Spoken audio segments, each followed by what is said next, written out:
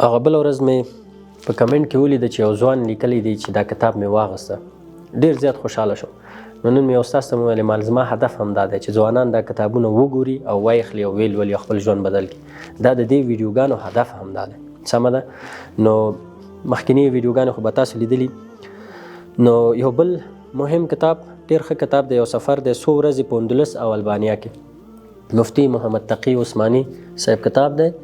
د کتاب متن څخه لیکل شوي دي دا هغه وطن دی چې هر کنج یې تر 800 کلونو پورې د تکبیر انګازو زنګولو. چېرته چې داسې ځمکه نه وه پاتې چې په هغه باندې د مسلمان د سجدو نښې نه وې ثبت شوې. خو نن ورځ په دغه ځای کې د قبلې اصلي رخ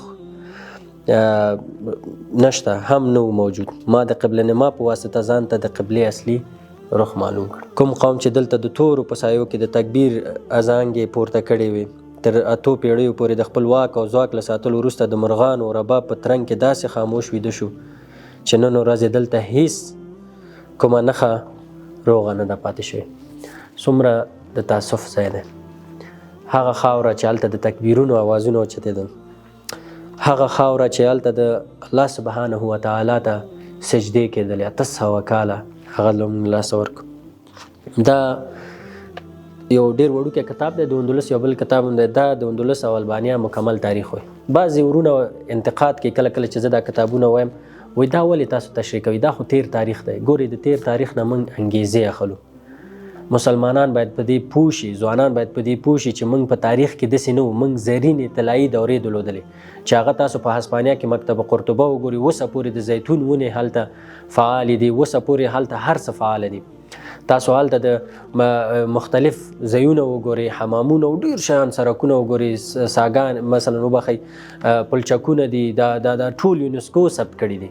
اندلس کې هسپانیا کې مسلمانانو دا په یو کتاب کې لیکلی وي کله چې اروپا غرق وه په وحشت کې، مسلمانان راغلل دوی ته د ښځو حقوق زده کړ. نن متاسفانه موږ هر څه له لاسه ورکړي. تاسو د اندلس او هسپانیې په اړه ولولئ چې هلته اسلامي تاریخ څه دی، هلته مسلمانانو څه کړي، هلته مسلمانانو څه لاسته راوړنه درلودله، څنګه حکومتولي کوله، هغه ځوانان د څه لپاره هلته تللي وو. د زیتون ونې یا همداسې د پرتغال او اسپانیا او دا ځایونه چې وګورئ، مکتب قرطبه او امام قرطبي رحمه الله او ډېر زیات علما د هغه ځینې راغلي دي، د البانیا او ډېرو ځایونو.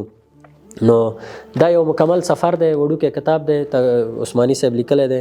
نو تاسو کولی شئ چې دا ولولئ، لږ پوه شئ. فکر کوم 100 افغانۍ به یې که څومره یې په عامه کتابخانو کې پیدا کولی شئ، دا ولولئ، پوه به شئ چې اندلس دی څه ده.